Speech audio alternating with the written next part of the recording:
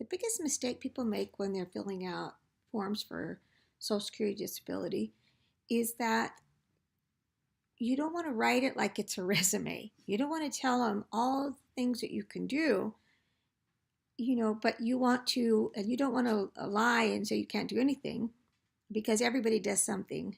If you're laying in bed or, how are you getting fed? How are you getting your groceries? And so they looked at what's called activities of daily living, the things that you do. And they're going to ask you to say what you do every day. Now, if you say, if you're watching kids, you might explain what you're doing for them. Are you making simple meals that you can microwave or sandwiches? Or are you making big deluxe meals?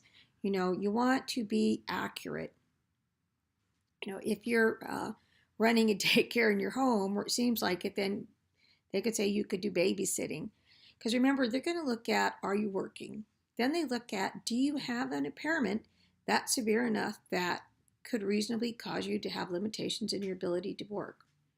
And then if it's yes, then they look at your past work as you describe it on your work history forms. And the work history, you need to be accurate. If you say I'm an engineer because you work in the engineering department, but you are not licensed and have the education to go work as a civil engineer or any type of engineer, you want to be accurate. What do you do? The title may be different. You may work in the engineering department, but maybe you do mechanic work or you do drawing, but you're not a licensed engineer. Remember that the more education you have, the more transferable skills you are going to have to be able to do other work, even if you can't do your past work, because you need to list why you cannot do your past work. And if it's that, you've done construction your whole life and you can't be lifting, you had an injury or just arthritis just from age, you just can't do it. Or if now you have depression and that's making it hard to concentrate, so you can't do your work, and you're an accountant or a teacher or anything that requires higher education, you will have transferable skills. They have to rule out, just like a doctor rules out like a diagnosis. That's what they look at. Do you have medical records that show that you have medical condition or mental issue? And these will just be doctor notes or counseling notes, or maybe you don't have insurance, so you haven't gone to a doctor, and then they'll have to go by a doctor that sees you one time, and that's called a consultative exam, because they have to have one piece of medical records in there by a doctor, any type of medical doctor, but usually if you're saying you have back problems, then it's usually an orthopedist. Or comprehensive, covers everything, a little bit of everything. Internist, the same thing.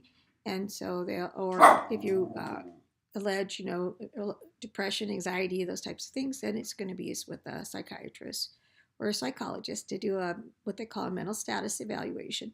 And they'll ask you questions. But you need to be very purposeful when you fill out your application.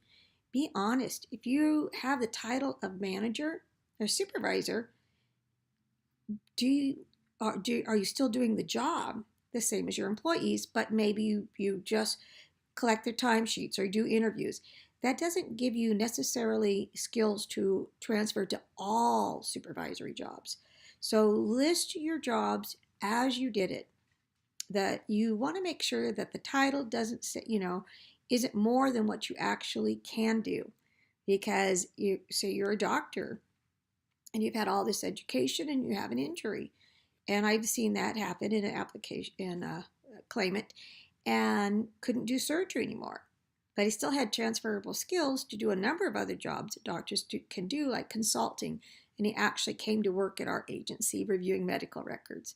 And so remember that somebody that's reading your medical records is not the same as somebody that's seeing you every day or seeing you every time you go in. And so you want a voice. If you're having pain, they rate the severity is does it wake you up at night?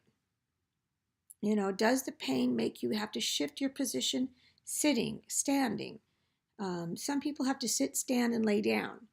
You can't work if you have to alternate laying down, say, or you have to lift your legs up to because of swelling.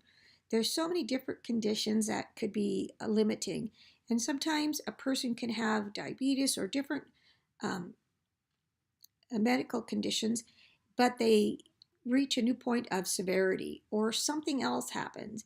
So even with the diabetes, it's well controlled, but then you have some kidney problems or fatigue or something else. So you want to make sure that you're putting down all the things that would be limiting to you or to anyone. And make sure that you understand the questions. And if it says what your hobbies are, please put what do you do? If it used to be your hobby to read, go dancing, that kind of stuff, you need to put down, I haven't done this for a certain amount of time. But that, or if you just read magazines about something or sporting events and that kind of thing, you need to put down, well, this is my hobby, but I don't participate in it. I love football, but I don't get to go to the games anymore because I can't sit still or I can't sit on those metal bleachers and stuff. So you want to make sure that you're not saying that you can do more things than you actually can do on your average day. And just be honest about why and what it is, the different things that are limiting to you.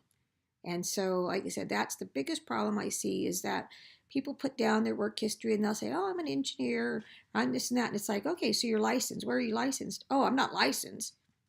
I work in the engineering department and I do this or that. Well, if you're a licensed engineer, you're going to have transferable skills. So, you may be a tech. You need to be very specific, and it's not a resume again. You don't want to tell them all the things you know how to do. You need to go back and just do just your work and the way that you did it. And if you're lifting, a certain amount of weight over and over, say it's 25 pounds tray, like a server, but if you're doing it all day long, that's more like ends up being like 50 pounds. So make sure that you are being very accurate, detailed, right? And the backs of the pages, go online when you're online filling up the applications, if you're doing it that way. Make sure that you put in all the information. And if there's not space, there's usually space at the very end of it.